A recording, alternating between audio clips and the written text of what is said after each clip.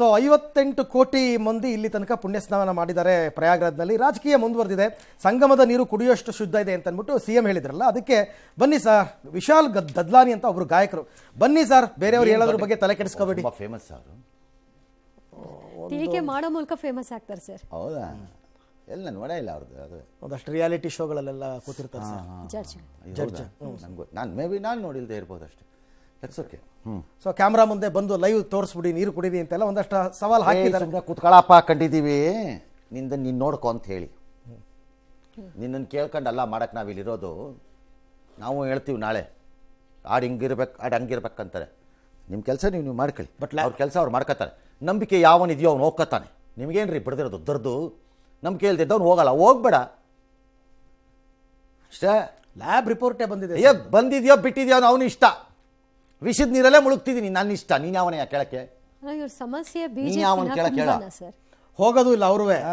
ಬಿಡಾಕ್ರಿ, ಇಂಥ ವಿಘ್ನ ಸಂತೋಷಿಗಳಿಗೆಲ್ಲ ಯಾವನ್ ಕೇಳ್ತಾನೆ?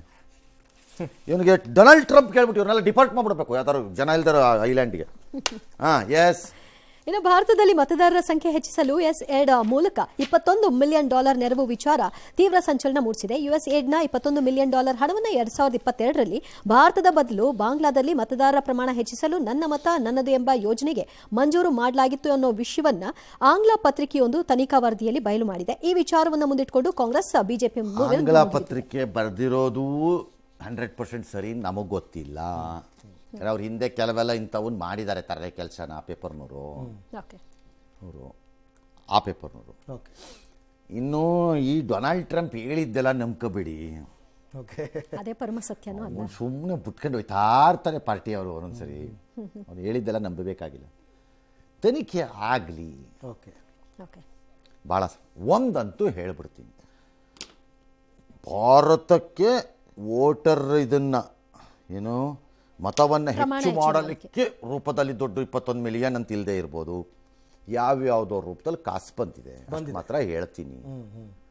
ನಾವು ಏನು ಕಳ್ಳೆಕಾಯಿ ಬೀಜ ತಿಂತಿಲ್ಲ. ಇಲ್ಲಿ ಕರ್ನಾಟಕದಲ್ಲಿ